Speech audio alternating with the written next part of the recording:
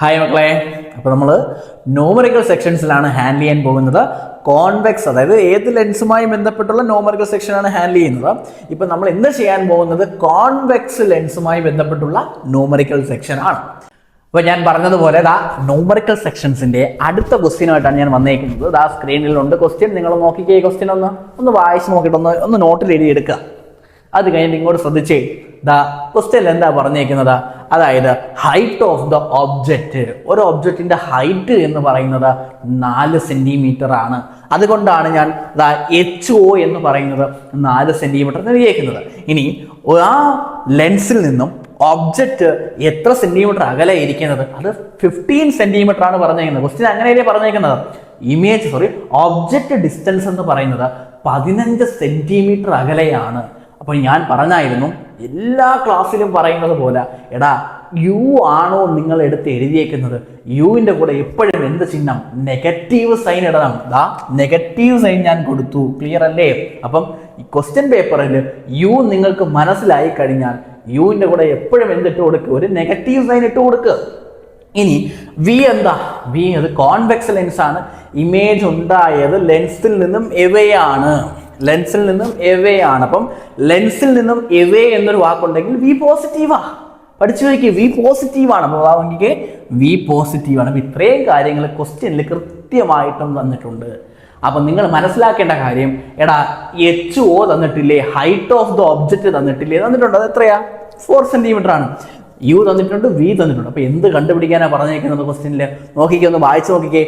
Find the height of the image എന്നാണ് ചോദിച്ചിരിക്കുന്നത്. ഉണ്ടാകുന്ന ഇമേജിന്റെ ഹൈറ്റ് എത്ര എന്നാണ് ചോദിക്കുന്നത്. ക്ലിയർ അല്ലേ? അപ്പം നിങ്ങൾ ശ്രദ്ധിച്ചു വെച്ചോ, ഈ ഇക്വേഷൻസ് ഓർത്ത് വെച്ചേക്കും. ഒന്നുകിൽ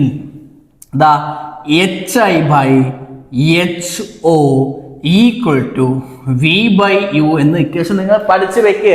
അറിയാത്തവർ എഴുതിയെടുക്ക്, വേഗം പഠിച്ചു വെക്കുക. നമുക്ക് എനിക്ക് കണ്ടുപിടിക്കേണ്ടത് HI ആണ്. അപ്പോൾ നിങ്ങൾ ഈ ഇക്വേഷൻ എഴുതിയെടുത്ത മക്കളെ, HI equal to V/U into HO.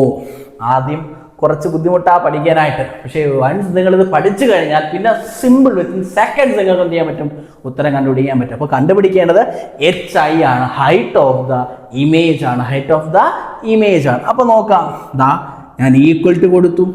നിങ്ങൾ നോക്കിക്കേ, വീട് അവിടെ ഞാൻ എന്താ കൊടുക്കേണ്ടത്? വീട് അവിടെ 30. 30 കൊടുത്തു.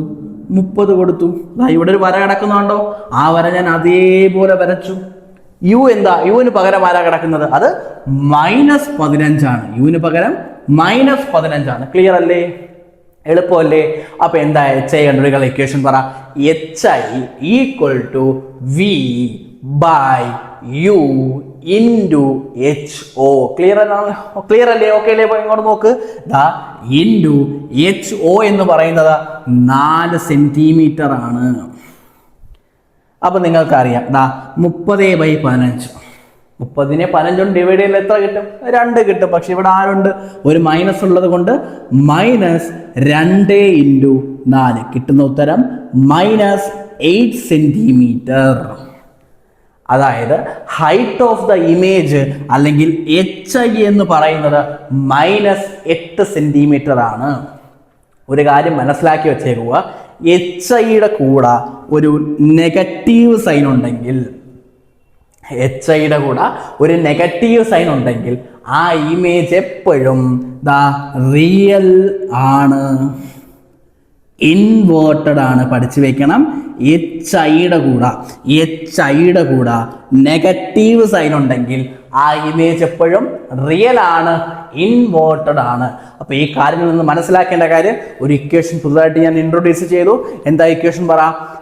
HI/HO equal to V/U. HI/HO equal to V/U. അതിൽ നിന്ന് HI കണ്ടുപിടിക്കാൻ ഈ ഇക്വേഷൻ നിങ്ങൾ പഠിച്ചു വെക്കണം. HI equal to V/U into HO എന്നാണ് ഇക്വേഷൻ. ഓക്കെ, അപ്പോൾ ഈ ക്വസ്റ്റ്യൻ നിങ്ങൾക്ക് മനസ്സിലായി ഞാൻ വിശ്വസിക്കുന്നു. അടുത്ത ഒരു ന്യൂമറിക്കൽ സെക്ഷനുമായിട്ട് അടുത്ത ക്ലാസ്സിൽ കാണുന്നവരെ, okay, I am signing off. Okay, by.